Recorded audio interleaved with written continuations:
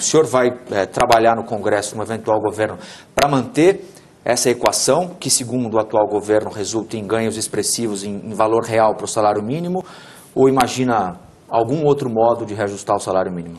O Brasil tinha um dos mais baixos salários mínimos da América Latina, né? Era uma vergonha o salário mínimo brasileiro. E nós construímos, com muito debate com a sociedade, um mecanismo de não só recuperar o poder de compra, mas ter ganho real do salário mínimo. E essa regra vale até 2015. Nós vamos ter que fazer um diálogo com a sociedade para construir uma regra que garanta o poder de compra do salário mínimo e algum ganho real. Eu acho que a gente não pode imaginar que o problema da economia brasileira está no salário mínimo ter algum ganho real. O salário mínimo, em regra, tem que ter o ganho real que o salário médio da sociedade brasileira conquista nas regras de mercado, do mercado de trabalho. Eu acho que nós estamos desafiados a garantir a conquista do salário mínimo, né, de ter seu poder de compra. E tem um outro debate, que é o reflexo do salário mínimo na Previdência. Isso é um outro debate que precisamos fazer quando chegar à pauta a questão da Previdência. O senhor deu uma entrevista no fim da semana para a Folha de São Paulo, afirmando que o senhor queria ver a inflação em 3% ao ano em 2019. Eu queria saber que mecanismo o senhor vai utilizar para conseguir isso, porque classicamente com o Banco Central Autônomo só tem dois caminhos, ou uma recessão induzida ou uma redução brutal de gastos do governo, de custeio. Ou existe um outro caminho? Eu estou falando que é possível a gente chegar a esse patamar porque países vizinhos ao Brasil estão já vivendo essa realidade. Você veja, o Chile teve o ano passado uma inflação na casa dos 3%. Nós não podemos achar que vamos chegar de um ano para o outro. Mas na hora que tem uma visão de longo prazo, se reformula as instituições, se dá uma governança transparente, se muda o patamar da governança, você pode chegar em 3, 4, 5 anos aquela situação que outros países vizinhos, eu não estou falando na Europa, eu não estou falando nos Estados Unidos, eu estou falando de países vizinhos. Sem gerar desemprego, governador? Sem gerar desemprego, o que gera desemprego é a inflação.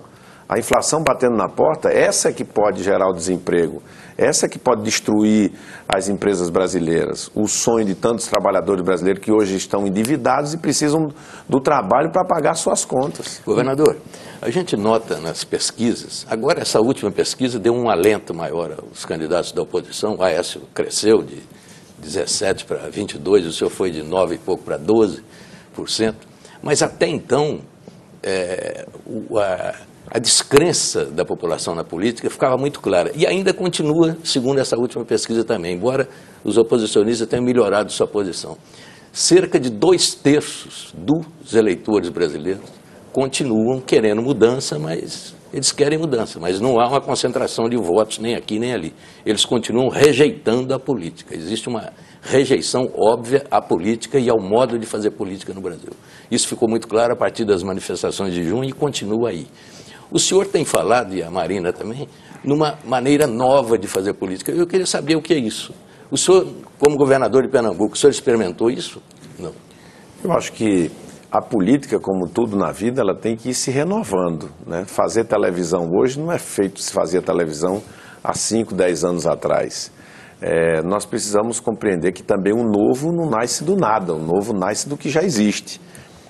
Nós já vimos a renovação na política brasileira em algumas fases. Nós vimos, como por exemplo, na luta pela redemocratização do Brasil, nós vimos figuras como Teotônio Vilela, que eram do sistema, que foram eleitos que havia sido eleito pelo sistema, se convencer de que aquele modo de governar o país, sem eleição, sem liberdade de expressão, sem democracia, estava superado e que era preciso ter uma nova política. Qual era a nova política? Dar ao Brasil de novo o direito de ser uma democracia. Sim, mas aí depois, uma grande mudança estrutural, histórica. Eu estou dizendo, a vida se renova, a política tem que se renovar. Eu acho que o presidencialismo de coalizão que o Brasil aprendeu a fazer, né, desde a redemocratização, ele está vencido como forma. Ele está contaminado pelo fisiologismo, pelo patrimonialismo, pela falta de projeto, e nós precisamos resgatar. Como é que você resgata isso? Julgando pessoas? A pergunta é como. Não é julgando pessoas só. Você tem que resgatar apontando um caminho estratégico, um conjunto de ideias, uma agenda para o país, que recoloque o país, né, no caminho certo. E isso vai fazer com que alguns possam acompanhar e outros tenham que ir para a oposição, porque não tem nenhuma sinergia com essa agenda, não tem nenhuma vontade de ajudar esse jeito diferente de fazer. E é preciso que, na prateleira da eleição, né, se ofereça essa alternativa ao país. Eu e a Marina queremos representar a alternativa de quem imagina que é possível governar o país sem esse presidencialismo de coalizão que está aí, de uma outra forma, juntando pessoas boas de diversos partidos em torno de uma boa agenda que faça a transição que o Brasil precisa. Agora, nada indica que o cenário cheio de partidos diferentes vá mudar na próxima eleição. O Congresso Nacional, com uma ou outra alteração, deve ter mais ou menos a mesma correlação de forças do que as últimas eleições colocaram lá dentro. Como é que o senhor imagina governar, compor, obter maioria no Congresso Nacional, propondo essa nova política, se basicamente as pessoas e os partidos que vão estar no Congresso Nacional serão, com uma ou outra mudança, as mesmas? Olha, Colombo, eu espero que também a sociedade que fala em mudança no governo federal, ela vai mudar também a qualidade da representação política. Eu acho que vai ter mudança, sim, vai ter mudança. Nós já vimos sinais disso nas últimas eleições para prefeitos, para as câmaras de vereadores. Houve mudança. A senhora acha que o PMDB, por exemplo, vai deixar de ser o grande partido do Congresso Nacional? Eu acho que muita gente do PMDB tradicional, mais atrasado, já não vai estar nem lá, né? Já nem vai estar lá.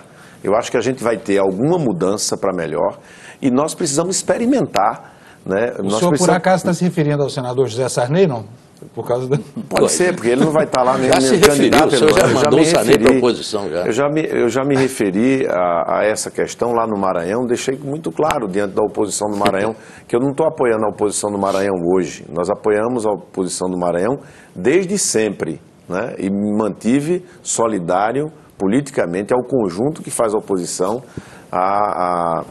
ao conjunto liderado pelo senador Sarney. E ele já respondeu, você viu, né? Ele disse que o senhor vai perder a eleição e vai aderir ao governo da Dilma. É o que ele está prevendo lá. Ele está pensando com a cabeça dele, né? Na minha posição com a cabeça dele, que é aderir. Mas, governador, eu queria lhe perguntar sobre um outro tema, que é o seguinte: 93% da população brasileira, segundo as pesquisas, a última pesquisa, querem a redução da maioridade penal. 93%. O senhor se coloca contra essa redução. Eu queria saber quais são os seus argumentos. Eu lembro que o Aécio Neves já está pregando a redução da maioridade penal. Com alguns cuidados, mas já está pregando. E acho que esse vai ser um assunto de campanha. Eu acho que a gente precisa falar a verdade para a população. Eu estudei essa questão da segurança pública, porque em 2006 eu era candidato ao governo de um estado que era campeão de violência, que tinha a capital mais violenta do país. Então eu fui ver o que aconteceu em projetos de segurança nos Estados Unidos, na Colômbia, em vários lugares aqui no Brasil, reuni especialistas. E quando cheguei ao governo, coloquei o Pacto pela Vida, que é uma política pública de segurança, em vigor, e passamos a ser o único estado do Brasil que 7 anos ininterruptos caiu os indicadores de violência. Recife deixou de ser a cidade mais violenta do Nordeste para ser a mais segura capital nordestina. Fomos o único estado do Nordeste que reduziu indicador de violência durante esses 7 anos. Então, eu estou falando algo que renovamos as polícias, botamos prêmio e meta, remuneração variável para os policiais, ou seja, mecanismo de transparência nos números para que houvesse controle social, trabalho de recuperação do dependente químico, enfim. Eu fiz. Então, eu sei de vivência que a população acha que reduzir a idade penal vai melhorar. E eu tenho a obrigação de dizer que isso está se vendendo algo e não vai se entregar. Porque se resolvesse, não tinha criminoso com mais de 18 anos.